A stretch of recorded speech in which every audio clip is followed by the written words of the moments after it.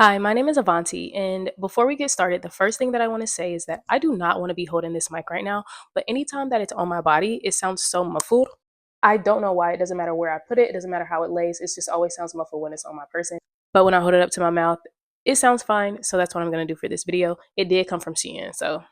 Today I'm going to be talking about a life-changing formula, a formula that you can apply to your life to change who you are, change your external experience. I really love using science in manifesting.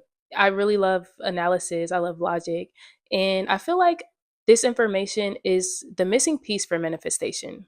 So often we get on social media and we hear those buzzwords and we hear affirm and visualize and journal and think positive, positive vibes, positive thoughts, positive energy, but we really don't know how it works on a scientific level and why it works and what exactly are we trying to do. So I've always said that I feel like science really bridges the gap and allow us to understand on a mechanical level how to manifest our dream reality. All right, so what is this formula? So this formula is 95% of your subconscious beliefs create your external reality.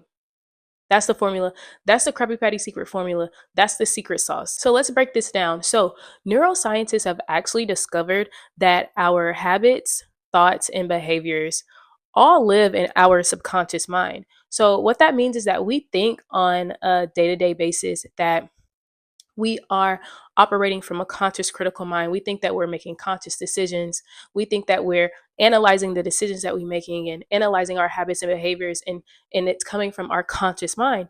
But in reality, it is our subconscious mind that is creating our habits and behaviors and beliefs. So the majority of the time, we are in autopilot, and our subconscious mind is what's running the show. And neuroscientists have also discovered that those subconscious beliefs are creating our external reality. So the question is, who are you subconsciously?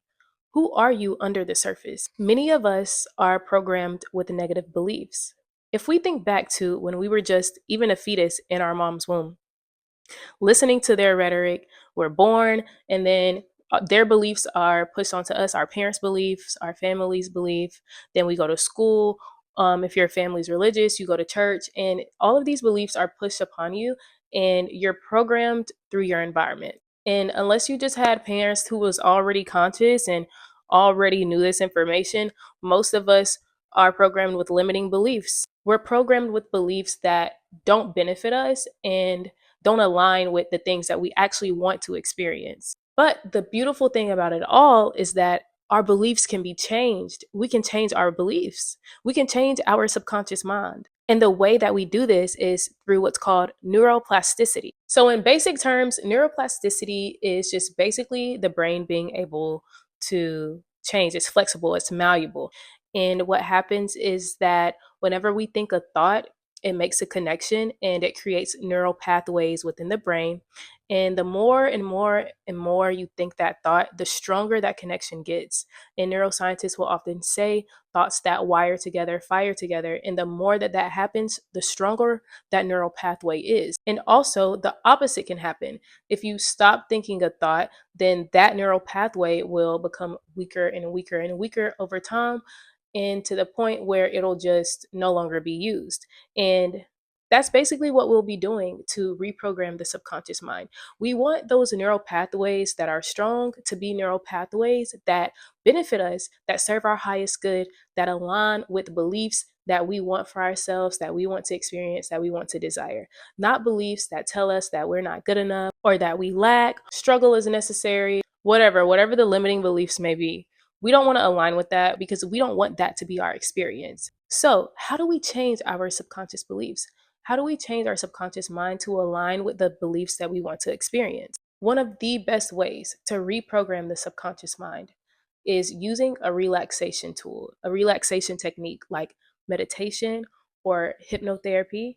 And the point is to get the mind so relaxed that whenever you're feeding it the new beliefs, it bypasses the conscious critical mind and goes straight into the subconscious to be accepted as a new belief. And this is actually referencing what I said in the beginning, which is that a lot of times you'll hear people giving manifestation tools and techniques, and they speak about affirming, and they talk about journaling, and they talk about visualizing. But a lot of times when you're doing that and your conscious mind is alert, your conscious mind is creating a barrier and it's blocking those affirmations, essentially because your conscious mind is analytical, it's critical, and it's basically saying that's contradicting what I'm seeing. Your conscious mind is like, make this make sense. It's not making sense to me. Like, what do you mean that you're going to be successful? Like, I don't see success around. I don't see it in my view. I'm not processing it. So your conscious mind critiques everything that it comes into contact with. So a lot of times what happens is that your conscious mind isn't accepting of the affirmations and the new beliefs that you're giving it because it doesn't logically make sense to it. And that's why it's extremely beneficial to get yourself in a calm, relaxed state. That way your conscious critical mind is so relaxed that it isn't analyzing any of the information that you're providing it. And it goes straight to the subconscious to be accepted. When your brain is in a super relaxed state, it's actually in the theta brainwave state. In the theta brainwave state, that is the state where your conscious mind isn't critical. It isn't analyzing any information. It's so relaxed that it's almost dormant at that brainwave state. And it will allow any subconscious programming to be suggestible to the subconscious mind and will be more accepted as a new belief. Now, the name of the game is repetition. You have to be consistent because if you think about it, like I said before, a lot of us have held these beliefs for so long. Our beliefs, our behaviors, our habits. And to uproot something that has sunk so deep on such a deep level, you have to remain consistent.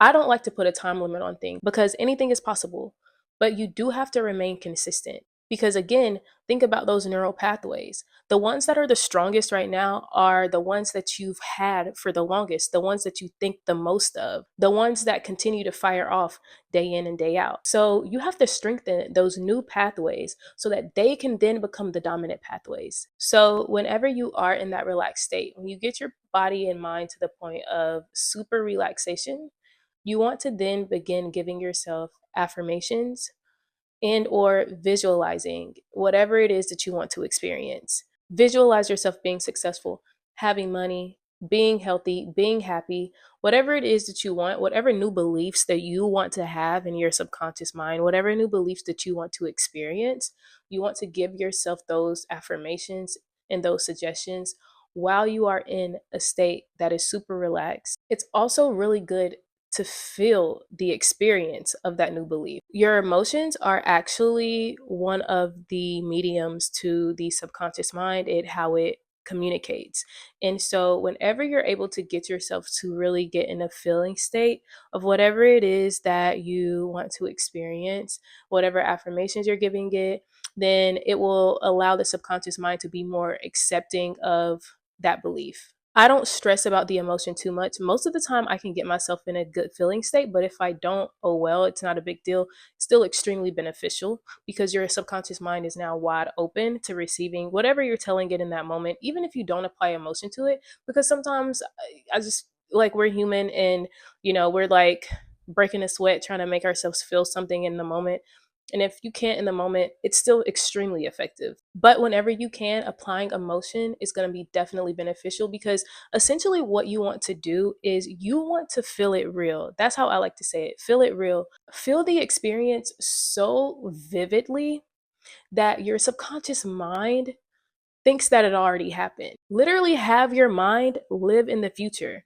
You literally want this to be imprinted into your subconscious so that this is stored as a memory, even though it hasn't happened yet in the external reality. Because something else that neuroscientists have discovered is that your mind doesn't know the difference of it happening externally or internally. It doesn't know if it happened for real or if it just happened in your imagination. And if you think about it, it does make sense because everything that we experience is first processed through the brain anyway. And so your brain just knows this as another experience that it's processing. It doesn't know the difference of where or how or anything else. It just knows that it's an experience and that's it. And so we can use that to our benefit to program the mind with this experience. And your mind is going to say, oh, okay, I'm experiencing this. We're experiencing this. This must be true.